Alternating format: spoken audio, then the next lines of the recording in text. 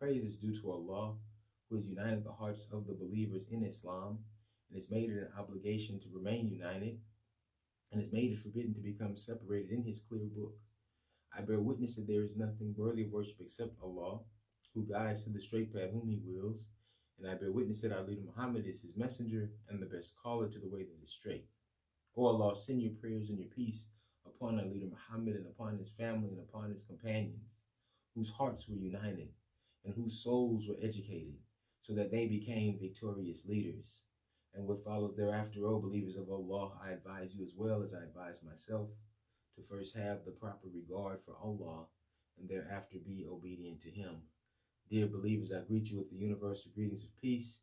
Assalamu alaikum, which means peace be with you. This week, in our journey through the Rabbis, we are now engaging with a different prophet, with a different person who was sent by the Creator with a message or with a way of being, a way of living, an example for us. And the prophet that we're looking at today is the Prophet Yusuf, also known as Joseph, the son of Jacob. And we know this story very well. And keep in mind that we're still looking at the Rabbis, these statements that begin, "Oh my Lord," which are a personal request or personal statement from the speaker. And so this Rabbi is the Rabbi of Yusuf, or one of the Rabbis of Yusuf. And so in this story that we know very well, and we're not going to go too deep into it in the early parts, we know that as he was growing up, he had a bunch of brothers, and his father, looked out for him and his younger brother a lot. And it made the older ones a little jealous. And so as they went on, there was this part in the story where they threw him into a well. And these people, they came to pick him up.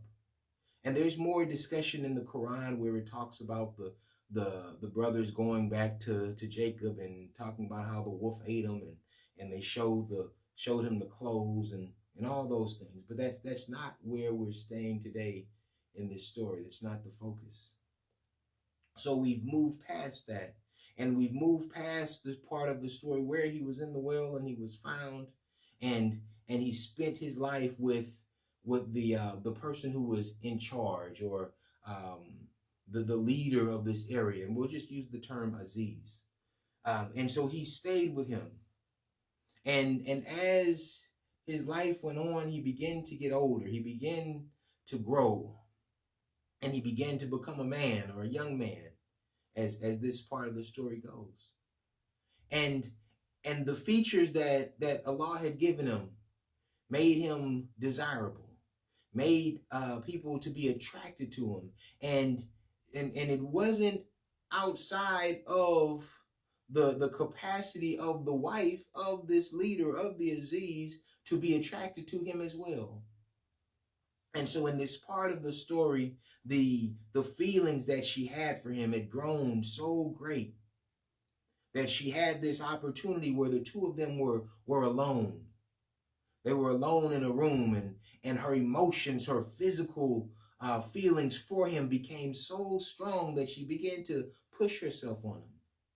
She began to express how much she cared about him, how she wanted to be with him. And Yusuf,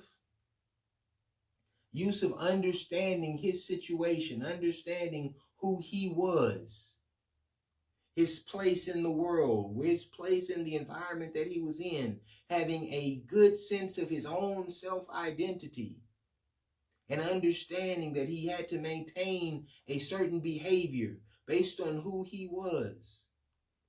He pushed her away. He was like, "No, I'm not into this. This is not for me. This is not for us. You are married to the Aziz. You are married to this great leader, and he's done so much for me."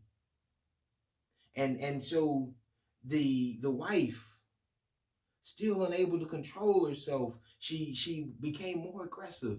And it talks about how Yusuf and she, they raced to the door. They raced to get out of there because he was running from her. And she was chasing him. And just as she got to the door, she grabbed him and tore the back of his shirt.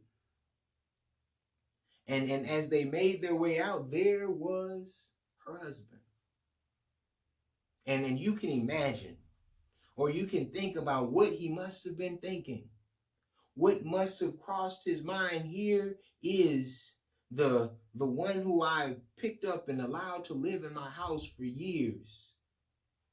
In this room with my spouse, and they come running out, and she's behind them, and she's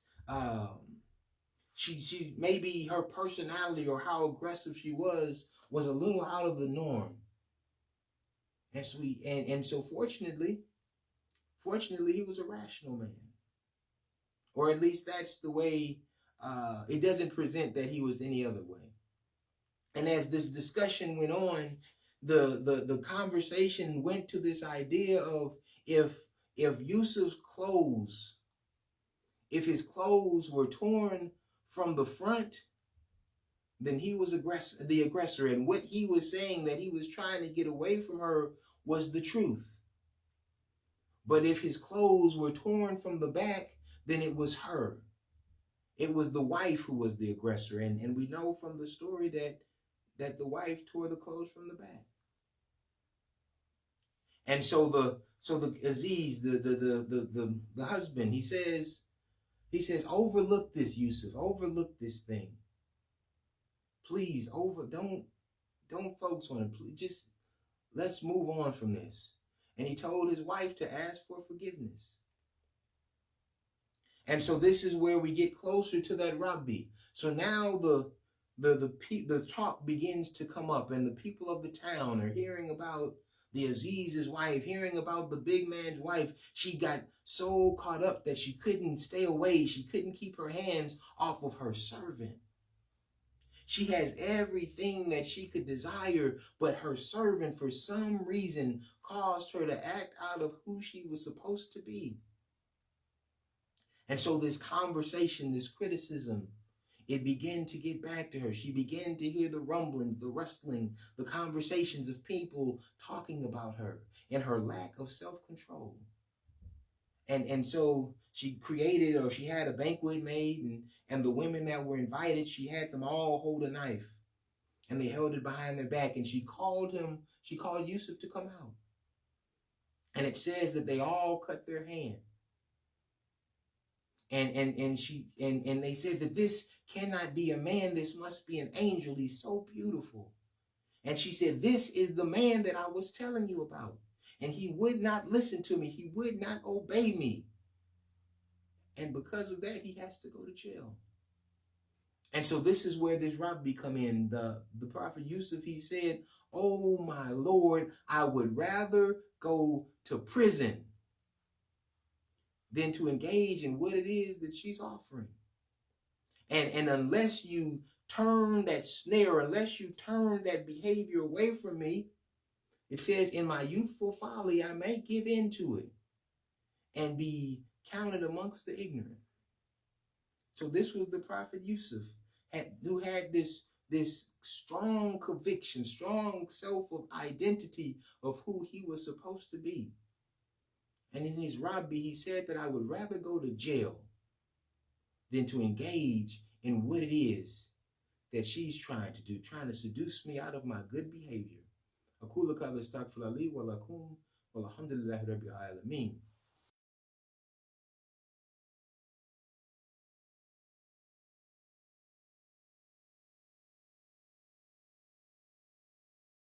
اللهم صل على محمد وعلى آل محمد كما صليت على إبراهيم وعلى آل إبراهيم إنك حميد مجيد. اللهم بارك على محمد وعلى آل محمد كما باركت على إبراهيم وعلى آل إبراهيم إنك حميد مجيد. So in this story, some of us may be Yusuf, and some of us may be the wife. And it doesn't necessarily mean that there is gender assigned to that behavior.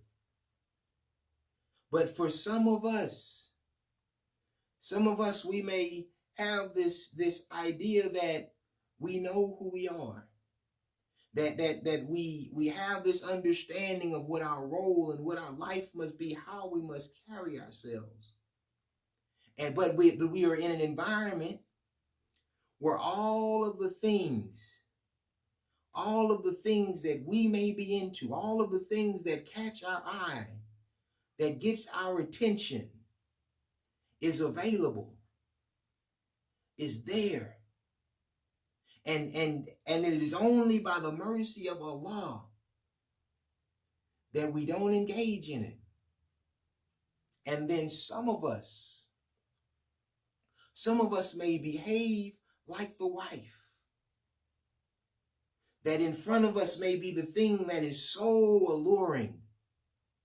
It may be people, it may be men, it may be women, it may be food, it may be environments that are not beneficial to us, it may be habits, it may be all sorts of things that we have accumulated about ourselves that are not beneficial to who we are supposed to be.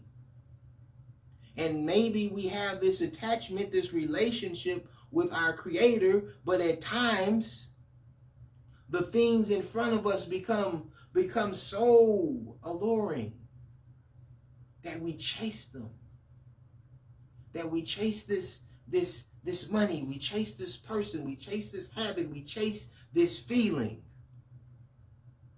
And we're like the wife. Our behavior is like the wife of the Aziz, that we have poor self-control. And this Rabbi is saying that I would rather be in prison. This is the place we should want to be. Not prison, but this mindset. I would rather be alone. I would rather only have my Creator there to support me than to engage in those things that are in the environment, to engage in those things that are available to me, that are alluring to me, that will cause me to act outside of my good Muslim or my good religious behavior. I would rather be isolated. I would rather not have access to those things. And it says further that unless you Creator, unless you God cares so much for me that you turn that snare away, that you make that habit no longer be something that is a part of me, that you no longer create in my mind this desire for this thing, unless you turn it away from me. In the verse it says, in my youthful folly, or in his naivete, but unless in my moment of weakness, my moment of feeling that I have no control, my moment of desperation, my moment of loneliness, my moment of sadness, unless in that time period you move that away from me, I may be inclined to engage or indulge in it. And then I will be counted amongst the ignorant. Those who don't know. Those who know and do not act upon what it is that they know. And we know that group will get what it is that they earned. And so this Rabbi is for both types of people. The one who is confident in their religious identity, that knows how to set boundaries, that knows who they are supposed to be. Just because you know who you're supposed to be does not mean that the environment that you're in is suitable for you. And some of those things in that environment may be the very thing that you desire. And it's only because you turn to your Creator and say, oh my Lord. And you may not ask to go to prison. It may just be to take you away from this place. Or maybe just to go into your mind, go into the Qur'an, go into some kind of protective fortress that's isolated away from that. And you say, oh my Lord, I would rather go to prison than to be engaged in this thing. And unless you turn it away, unless you make it undesirable for me, unavailable for me, I may be inclined to it. And that would lead me to be amongst or counted amongst those who are ignorant. So we pray that Allah gives us the understanding and the confidence, the religious self-confidence as the Prophet Yusuf. And we pray that if we do have behaviors or mannerisms like the wife, that we take into consideration what it is that her husband told her. He said, go to your Creator for forgiveness. And that should be the case for all of us. We should all go to our Creator for forgiveness in those times that we need to. رَبَّنَا آتِنَا فِي الدُّنْيَا حَسَنَةً وَفِي الْآخِرَةِ حَسَنَةً وَقِنَا عَذَابَ النَّارِ رَبَّنَا تَقَبَّلْ مِنَّا إِنَّكَ السَّمِيعُ الْعَلِيمُ إِنَّ الصَّلَاةَ وَنُسُكَ وَمَحْيَايَ وَمَمَاتِي لِلَّهِ رَبِّ الْعَالَمِينَ لَا شَرِيكَ لَهُ بِذَلِكَ أُمِرْتُ وَأَنَا الْمُسْلِمِينَ الْحَمْدُ لِلَّهِ رَبِّ الْعَالَمِينَ آمين.